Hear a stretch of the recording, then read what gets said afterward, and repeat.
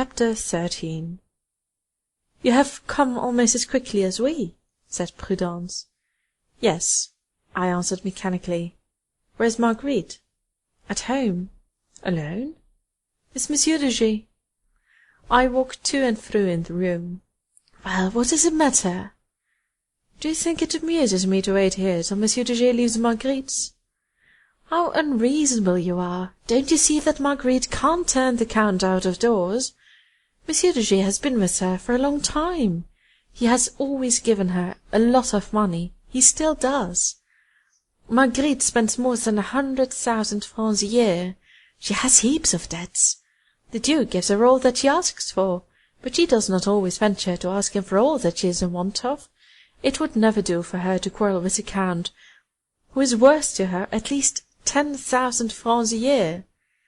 Marguerite is very fond of you, my dear fellow, but your liaison with her, in her interests as in yours, ought not to be serious. You with your 7,000 or 8,000 francs a year, what could you do towards supplying all the luxuries which a girl like that is in need of? It would not be enough to keep a carriage.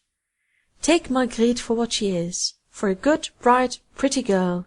Be her lover for a month, 2 months. Give her flowers, sweets, boxes at the theatre, but don't get any other ideas into your head, and don't make absurd scenes of jealousy. You know whom you have to deal with. Marguerite isn't a saint. She likes you. You are very fond of her.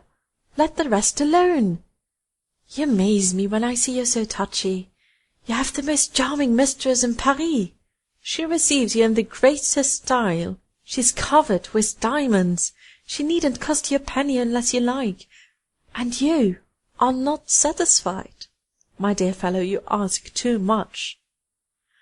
"You're right, but I can't help it. The idea that that man is a lover hurts me horribly." "In the first place," replied Prudence, "is he still her lover? He is a man who is useful to her, nothing more. She has closed her doors to him for 2 days. He came this morning. She could not but accept the box and let him accompany her. He saw her home. He has gone in for a moment. He is not staying, because you are waiting here. All that, it seems to me, is quite natural. Besides, you don't mind the Duke." "Yes, but he is an old man, and I am sure that Marguerite is not his mistress." "Then it is all very well to accept one liaison, but not 2. Such easiness in the matter is very like calculation, and puts the man who consents to it, even out of love, very much in the category of those who, in a lower stage of society, make a trade of their connivance, and a profit of their trade." "Ah, my dear fellow, how old-fashioned you are! How many of the richest and most fashionable men of the best families I have seen quite ready to do what I advise you to do, and without an effort, without shame, without remorse. Why, one sees it every day. How do you suppose the kept women in Paris could live in the style they do, if they had not 3 or 4 lovers at once? No single fortune, however large, could suffice for the expenses of a woman like Marguerite. A fortune of 500,000 francs a year is, in France, an enormous fortune. Well, my dear, 500,000 francs a year would still be too little, and for this reason. A man with such an income has a large house, horses, servants, carriages. He shoots, has friends, often he is married, he has children, he races, gambles, travels, and what not. All these habits are so much a part of his position that he cannot forego them without appearing to have lost all his money, and without causing scandal. Taking it all round, with 500,000 francs a year, he cannot give a woman more than 40 or 50,000 francs in the year, and that is already a good deal. Well, other lovers make up for the rest of her expenses. With Marguerite it is still more convenient. She has chanced by a miracle on an old man worth 10 millions, whose wife and daughter are dead, who has only some nephews, themselves rich, and who gives her all she wants without asking anything in return. But she cannot ask him for more than 70,000 francs a year, and I am sure that if she did ask for more, despite his health and the affection he has for her, he would not give it to her. All the young men of 20 or 30,000 francs a year at Paris, that is to say, men who have only just enough to live on in the society in which they mix, know perfectly well, when they are the lovers of a woman like Marguerite, that she could not so much as pay for the room she lives in, and the servants who wait upon her, with what they give her. They do not say to her that they know it, they pretend not to see anything, and when they have had enough of it, they go their way. If they have the vanity to wish to pay for everything, they get ruined, like the fools they are, and go and get killed in Africa, after leaving 100,000 francs of debt in Paris. Do you think a woman is grateful to them for it? Far from it. She declares that she has sacrificed her position for them, and that while she was with them she was losing money. These details seem to you shocking? Well, they are true. You are a very nice fellow. I like you very much. I have lived with these women for 20 years. I know what they are worth, and I don't want to see you take the caprice that a pretty girl has for you too seriously. Then, besides that, continued Prudence, admit that Marguerite loves you enough to give up the Count or the Duke, in case one of them were to discover your liaison, and to tell her to choose between him and you. The sacrifice that she would make for you would be enormous, you cannot deny it. What equal sacrifice could you make for her on your part? And when you had got tired of her, what could you do to make up for what you had taken from her? Nothing. You would have cut her off from the world in which her fortune and her future were to be found. She would have given you her best years, and she would be forgotten. Either you would be an ordinary man, and, casting her past in her teeth, you would leave her, telling her that you were only doing like her other lovers, and you would abandon her to certain misery. Or you would be an honest man, and feeling bound to keep her by you, you would bring inevitable trouble upon yourself, for a liaison which is excusable in a young man is no longer excusable in a man of middle age. It becomes an obstacle to everything. It allows neither family nor ambition, man's second and last loves. Believe me, then, my friend, take things for what they are worth, and do not give a kept woman the right to call herself your creditor, no matter in what. It was well argued, with a logic of which I should have thought Prudence incapable. I had nothing to reply, except that she was right. I took her hand and thanked her for her counsels. "Come, come," said she, "put these foolish theories to flight and laugh over them. Life is pleasant, my dear fellow. It all depends on the colour of the glass through which one sees it. Ask your friend Gaston. There's a man who seems to me to understand love as I understand it. All that you need think of, unless you are quite a fool, is that close by there is a beautiful girl who is waiting impatiently for the man who is with her to go, thinking of you, keeping the whole night for you, and who loves you, I'm certain. Now, come to the window with me, and let us watch for the Count to go. You won't be long in leaving the coast clear." Prudence opened the window, and we leaned side by side over the balcony. She watched the few passers. I reflected. All that she had said buzzed in my head, and I could not help feeling that she was right. The genuine love which I had for Marguerite had some difficulty in accommodating itself to such a belief. I sighed from time to time, at which Prudence turned and shrugged her shoulders like a physician who has given up his patient. How one realizes the shortness of life, I said to myself, by the rapidity of sensations. I have only known Marguerite for 2 days. She has only been my mistress since yesterday, and she has already so completely absorbed my thoughts, my heart, and my life, that the visit of the Comte de G. is a misfortune for me. At last the Count came out, got into his carriage, and disappeared. Prudence closed the window. At the same instant, Marguerite called to us. "Come at once," she said. "They are laying the table, and we'll have supper." When I entered, Marguerite ran to me, threw her arms around my neck, and kissed me with all her might. "Are we still sulky?" she said to me. "No, it's all over," replied Prudence. "I have given him a talking to, and he has promised to be reasonable. Well and good." In spite of myself I glanced at the bed. It was not unmade. As for Marguerite, she was already in her white dressing-gown. We sat down to table. Charm, sweetness, spontaneity, Marguerite had them all, and I was forced from time to time to admit that I had no right to ask of her anything else, that many people would be very happy to be in my place, and that, like Virgil's shepherd, I had only to enjoy the pleasures that a god, or rather a goddess, set before me. I tried to put in practice the theories of Prudence, and to be as gay as my two companions, but what was natural in them was on my part an effort, and the nervous laughter, whose source they did not detect, was nearer to tears than to mirth. At last the supper was over, and I was alone with Marguerite.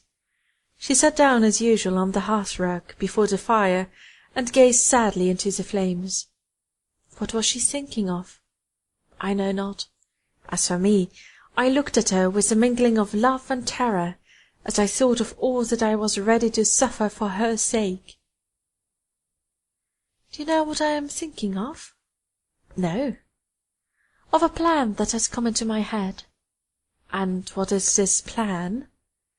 I can't tell you yet, but I can tell you what the result would be. The result would be that in a month I should be free. I should have no more debts, and we could go and spend the summer in the country. And you can't tell me by what means? No. Only love me as I love you, and all will succeed. And have you made this plan all by yourself? Yes. And you will carry it out all by yourself. I alone shall have the trouble of it, said Marguerite with a smile which I shall never forget. But we shall both partake its benefits. I could not help flushing at the word benefits. I thought of Manon Lescaut squandering with Desireux the money of Monsieur de B. I replied in a hard voice, rising from my seat. You must permit me, my dear Marguerite, to share only the benefits of those enterprises which I have conceived and carried out myself. What does that mean? It means that I have a strong suspicion that Monsieur de G is to be your associate in this pretty plan, of which I can accept neither the cost nor the benefits. What a child you are! I thought you loved me. I was mistaken, all right. She rose, opened the piano, and began to play the Invitation à la Valse, as far as a famous passage in the major, which always stopped her. Was it through force of habit, or was it to remind me of the day when we first met? All I know is that the melody brought back that recollection, and coming up to her, I took her head between my hands and kissed her. You forgive me, I said. You see I do, she answered. But observe that we are only at our second day, and already I have had to forgive you something. Is this how you keep your promise of blind obedience? What can I do, Marguerite? I love you too much, and I am jealous of the least of your thoughts. What you proposed to me just now made me frantic with delight, but the mystery in its carrying it out hurts me dreadfully. Come, let us reason it out, she said, taking both my hands, and looking at me with a charming smile which it was impossible to resist. You love me, do you not? And you would gladly spend 2 or 3 months alone with me in the country? I too should be glad of this solitude. I do. I'm not only glad of it, but my health requires it. I cannot leave Paris for such a length of time without putting my affairs in order, and the affairs of a woman like me are always in great confusion. Well, I have found a way to reconcile everything, my money affairs, and my love for you. Yes, for you, don't laugh. I am silly enough to love you. And here you are, taking lordly airs and talking big words. Child, thrice child. Only remember that I love you, and don't let anything disturb you. Now, is it agreed?" "I agree to all you wish, as you know." "Then, in less than a month's time we shall be in some village, walking by the riverside and drinking milk. Does it seem strange that Marguerite Gautier should speak to you like that? The fact is, my friend, that when this Paris life, which seems to make me so happy, doesn't burn me, it wearies me, and then I have sudden aspirations toward a calmer existence which might recall my childhood. One has always had a childhood, whatever one becomes. Don't be alarmed. I'm not going to tell you that I am the daughter of a colonel on half-pay, and that I was brought up at Saint-Denis. I am a poor country girl, and 6 years ago I could not write my own name. You're relieved, aren't you?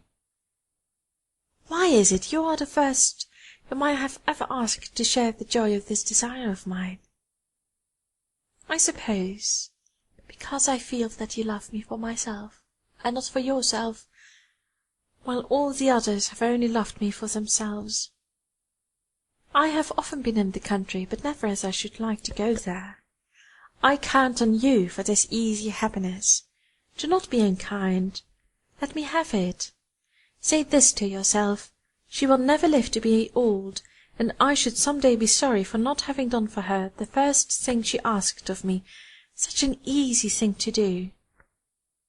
What could I reply to such words, especially with the memory of a first night of love, and in the expectation of a second? An hour later I held Marguerite in my arms, and if she had asked me to commit a crime, I would have obeyed her.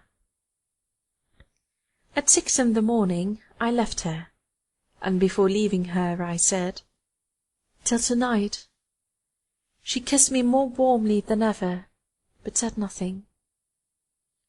During the day I received a note containing these words: "Dear child, I am not very well, and the doctor has ordered quiet. I shall go to bed early to-night and shall not see you. But to make up, I shall expect you to-morrow at 12. I love you." My first thought was, she is deceiving me. A cold sweat broke out on my forehead, for I already loved this woman too much not to be overwhelmed by the suspicion. And yet I was bound to expect such a thing almost any day with Marguerite, and it had happened to me often enough with my other mistresses, without my taking much notice of it.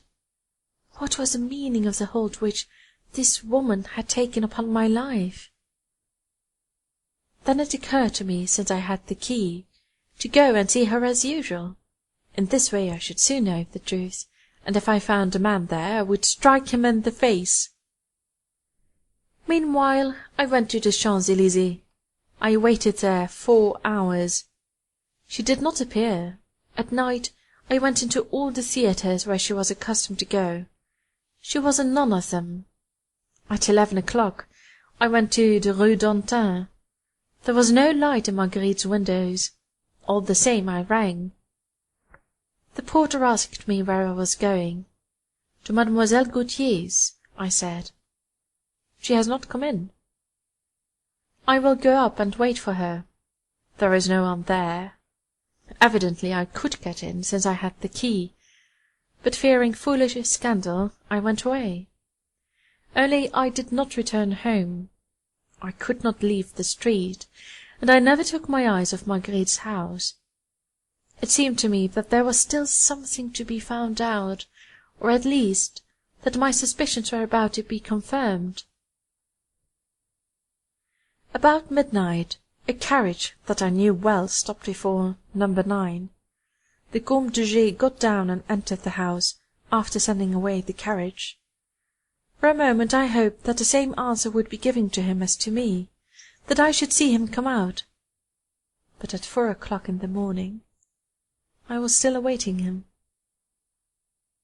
I have suffered deeply during these last 3 weeks, but that is nothing, I think, in comparison with what I suffered that night. Chapter 13